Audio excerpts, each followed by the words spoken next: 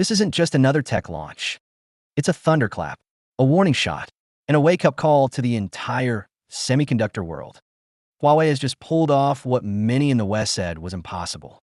They unveiled a foldable PC, not just with sleek hardware or flashy design, but powered by a 5-nanometer chip built entirely in-house. No ARM, no Intel, no TSMC, no Western IP. This chip, the Kirin X90, is a declaration of independence. And this isn't a quiet rollout. This is a nationally televised, state-endorsed, high-volume product launch that's already drawn over 180,000 pre-orders in China alone. The device? The MateBook Fold, featuring the world's first seamless, foldable PC screen. But the real game-changer is inside. The Kirin X90 isn't just Huawei's next step. It's a breakaway from a Western-dominated tech order that's tried and failed to box China out. It's bold, it's disruptive, and it might just signal the start of a new era in computing, one where the old supply chain map is redrawn. In this video, we're going beyond the headlines. We'll break down the chip's architecture, how Huawei pulled off 5nm class manufacturing under sanctions, and what this means for the future of AI, geopolitics, and the global tech race. Because this isn't just about a chip. It's about power. Let's break it down. A few days ago, CCTV dropped the bombshell.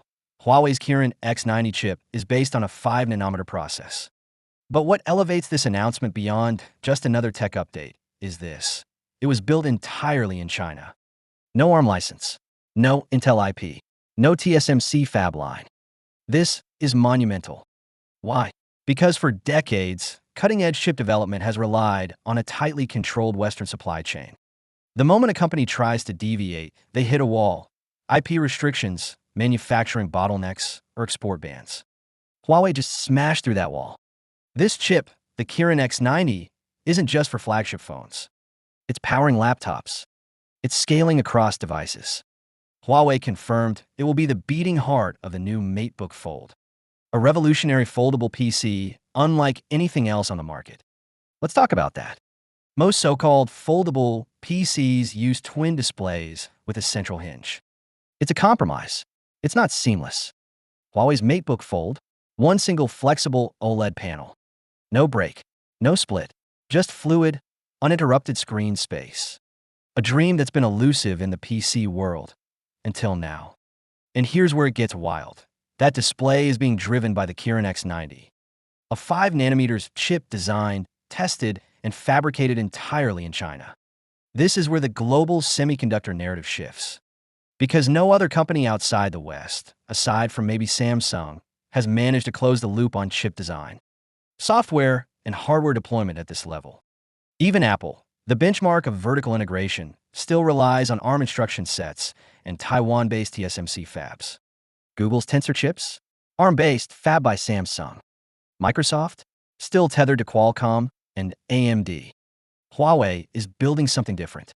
Early rumors suggested SMIC might be fabricating the Kirin X90. That would have been impressive enough. But the latest analysis suggests Huawei is working with SI carrier multipatterning, using deep ultraviolet lithography to push beyond the limits of 7 nanometers into 5 nanometers territory. So let's break that down. EUV, or extreme ultraviolet lithography, is the gold standard for producing 5 nanometers and below chips. It allows for precise, single-pass patterning of silicon wafers. But the only company that makes EUV machines is ASML in the Netherlands. And guess what? ASML can't sell them to China. Not because they don't want to, but because they're legally forbidden to under pressure from the US government. So what does Huawei do? They use DUV machines, which are older and less precise, and apply a method called multipatterning, exposing the same wafer multiple times to etch the complex designs needed for modern chips. It's like painting with a toothbrush instead of spray gun. It takes longer. It's harder. But if done right, it works. And it seems they've done it right. Now, I've said before, I'm skeptical of Huawei's EUV timeline. Not because I don't think they can get there, but because timelines in this industry are almost always overly optimistic. Intel has slipped. TSMC has slipped. Even Apple has pushed back roadmaps. So if Huawei is off by a quarter or two, it's no big deal. Because the bigger point is, they're moving. And they're moving fast. Let's look at the bigger picture. Huawei isn't just shipping phones anymore. They're scaling across the entire stack, from laptops and tablets to smartwatches, smart cars, and now AI servers. Their cloud matrix chips are reportedly being used to train foundation models. They're selling to developers. They're shipping to government data centers. They're replacing NVIDIA inside China. That's not a guess. That's happening. And all of this traces back to one thing: sanctions. When the US cut Huawei off from TSMC, ARM, and key EDA tools, many expected the company to collapse. But in reality, the sanctions became a forcing function, a moment of clarity. Huawei stopped depending. They started building.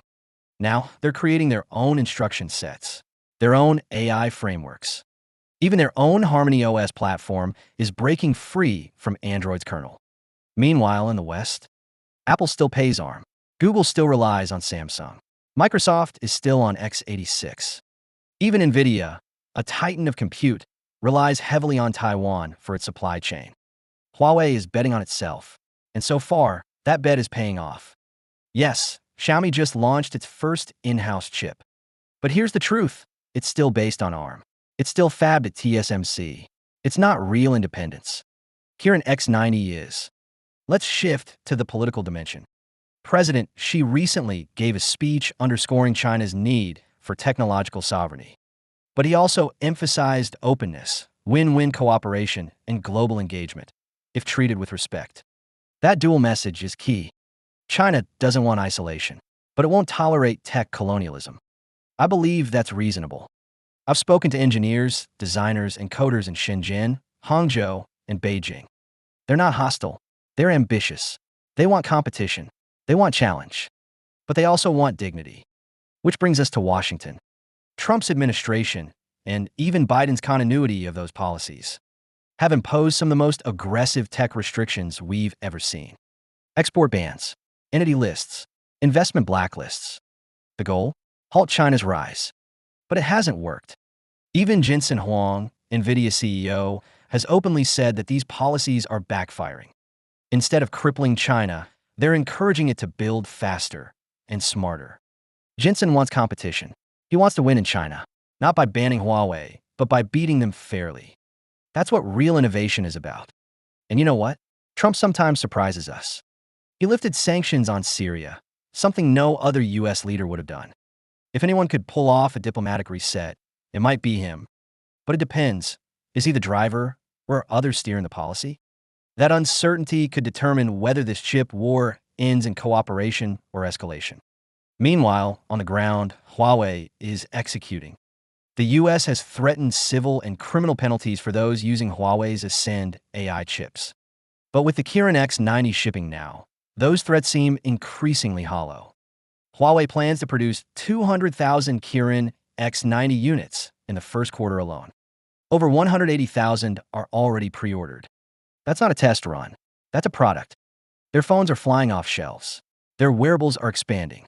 Their laptops are entering mainstream. And their AI chips? They're running Chinese models right now. This isn't theoretical. It's operational. And no, the Kirin X90 is not some hacked-together NVIDIA clone. It has its own architecture, its own cache hierarchy, its own instruction pipeline. This is not stolen tech. This is original IP. The West needs to wake up. If we keep saying China can't innovate, we're only fooling ourselves. Because this, right here, is innovation. This is the moment the old narrative breaks. Sanctions didn't halt Chinese progress. They accelerated independence. So here's the bottom line. The Kirin X90 is real. It's 5nm class. It's not based on ARM. It's not licensed from Intel. And it's not built at TSMC. It's shipping now. It's powering the world's first true foldable PC. And it's just the beginning. By next year, Huawei may be deploying their own EUV lithography, despite all odds. You don't have to believe it. You don't have to like it. But you can't ignore it. This is the dawn of Chinese semiconductor sovereignty, and it changes everything. Is the US ready to compete? Is the world ready to accept a new tech superpower? Leave your thoughts below. Let's talk about it. And if you want the full story, not just the headlines, subscribe. Because this is only the beginning.